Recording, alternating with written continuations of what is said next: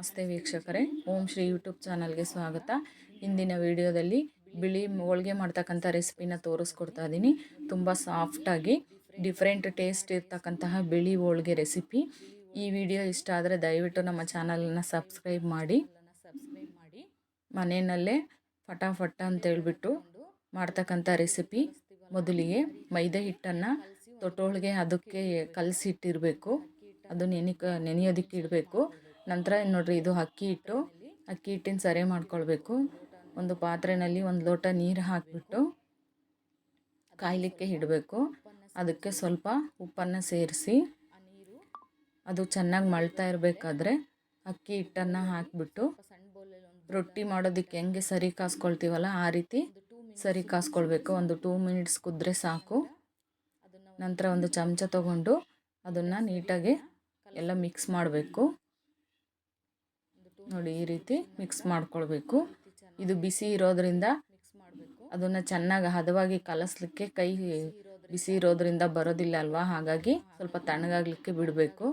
ಅದು ತಣ್ಣಗಾದ ನಂತರ ಒಂದು ಬೌಲಲ್ಲಿ ಹಾಕ್ಕೊಂಡು ಇದಕ್ಕೆ ಸ್ವಲ್ಪ ನೀರು ಮತ್ತು ಆಯಿಲ್ ಎರಡನ್ನೂ ಹಾಕಿ ಒಂದು ಹೂರಣದ ಹದಕ್ಕೆ ಮಿಕ್ಸ್ ಮಾಡ್ಕೊಳ್ಬೇಕು. ನೋಡಿ, ಈ ರೀತಿ ಸ್ಮೂತಾಗಿರೋಂತಹ ಹೂರಣ ಇರೋ ರೀತಿಯಲ್ಲೇ ಹದವಾಗಿ ಕಲಿಸ್ಕೊಳ್ಬೇಕು. ನೋಡಿ, ಈ ರೀತಿ ಕಲಸಿ ಇಟ್ಕೊಳ್ಬೇಕು. ಸ್ಮೂತಾಗಿರುತ್ತೆ. ಈ ರೀತಿ ಹದವಾಗಿ ಕಲಸಿಟ್ಕೊಂಡಿರಬೇಕು. ನಂತರ ಮೈದಾ ಹಿಟ್ಟನ್ನು ನಾವು ತೊಟ್ಟೋಳಿಗೆ ಅದಕ್ಕೆ ನೆನೆಸಿಟ್ಟಿದ್ವಿ ಅಲ್ವಾ, ಕಲಿಸ್ಬಿಟ್ಟು ಅದು ಒಂದು 10 ನಿಮಿಷ ನೆನ್ಕೊಂಡಿದೆ. ನೋಡಿ, ಈಗ ರೊಟ್ಟಿ ತಟ್ಟೋಣ.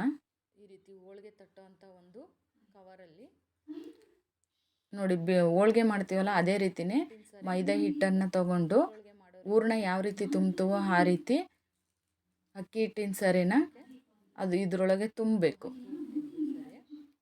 ಹೂರಣದ ಬದಲು ಅಕ್ಕಿ ಹಿಟ್ಟಿನ ಸರಿ ಹಾಕಬೇಕು.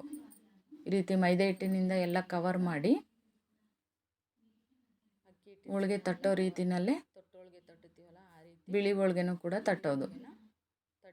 ಈಗ ಹೋಳಿಗೆ ಮಾಡ್ತಕ್ಕಂಥ ಕವರಲ್ಲೇ ಹಾಕ್ಬಿಟ್ಟು ಮೇಲೆ ಒಂದು ಕವರ್ ಹಾಕಿ ನೀಟಾಗಿ ರೌಂಡ್ ಶೇಪಲ್ಲಿ ಬರೋ ರೀತಿಯಲ್ಲಿ ಬಿಳಿ ಹೋಳಿಗೆ ಮಾಡಬೇಕು. ನೀವು ಬೇಕಂದರೆ ಲತ್ತುಡಿನಲ್ಲೂ ಕೂಡ ಲಟ್ಟಿಸ್ಬಹುದು. ನಾನು ತುಂಬ ಸಾಫ್ಟಾಗಿರೋದ್ರಿಂದ ಕೈಯಲ್ಲೇ ಮಾಡ್ತಾಯಿದ್ದೀನಿ. ನೀಟಾಗಿ ರೌಂಡ್ ಶೇಪಲ್ಲಿ ಬರೋ ಥರ ಹೋಳಿಗೆನ ರೆಡಿ ಮಾಡಬೇಕು. ಈಗ ಹಂಚನ್ನು ಕಾಯಲಿಕ್ಕೆ ಇಟ್ಕೊಂಡಿದ್ದೀನಿ.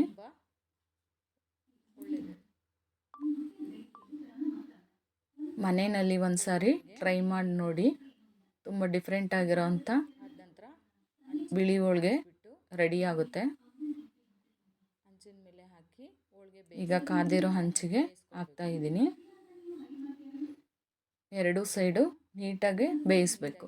ಎಕ್ಸ್ಟ್ರಾ ಹೆಂಚಿನ ಮೇಲೆ ಆಯಿಲ್ ಹಾಕೋದೇನು ಬೇಡ. ಯಾಕೆಂದರೆ ಹೋಳಿಗೆ ಮಾಡಬೇಕಾದ್ರೇ ನಾವು ಆಯಿಲನ್ನು ಸೇರಿಸಿ ಮಾಡೋದ್ರಿಂದ ಜಾಸ್ತಿ ಆಯಿಲ್ ಆಗುತ್ತೆ. ಹಾಗಾಗಿ ಬೇಯಿಸ್ಬೇಕಾದ್ರೆ ಆಯಿಲನ್ನು ಸೇರಿಸಬಾರ್ದು. ಎರಡು ಕಡೆ ಈ ರೀತಿ ಡ್ರೈ ಆಗೇ ಬೇಯಿಸಬೇಕು. ತುಂಬ ಸಾಫ್ಟಾಗಿ ಡಿಫ್ರೆಂಟ್ ಟೇಸ್ಟ್ ಇರ್ತಕ್ಕಂತಹ ಬಿಳಿ ಹೋಳಿಗೆ ಇದು. ದೊಡ್ಡ ದೊಡ್ಡ ಫಂಕ್ಷನ್ಗಳಲ್ಲಿ ಇವನ್ನ ಮಾಡ್ತಾರೆ. ಆದರೆ ನಾವು ಮನೆಯಲ್ಲೇ ತುಂಬ ಟೇಸ್ಟಿಯಾಗಿ ನೀಟಾಗಿ ಮಾಡ್ಕೊಳ್ಬಹುದು. ಸುತ್ತ ನೀಟಾಗಿ ಬೇಯೋ ರೀತಿಯಲ್ಲಿ ಉರಿನ ಇಟ್ಬಿಟ್ಟು ಬೇಯಿಸಬೇಕು. ಈಗ ಎರಡು ಕಡೆ ಬೆಂದಿದೆ. ಎಷ್ಟು ನೀಟಾಗಿ ಬಂದಿದೆ ನೋಡಿ. ಡಿಫ್ರೆಂಟ್ ಆಗಿರುವಂಥ ಬಿಳಿ ಹೋಳಿಗೆಯನ್ನು ಪಟಾಪಟ್ ಅಂತ ನೋಡಿ, ಈ ರೀತಿ ಬಿಳಿ ಹೋಳಿಗೆಯನ್ನು ಮಾಡಬಹುದು.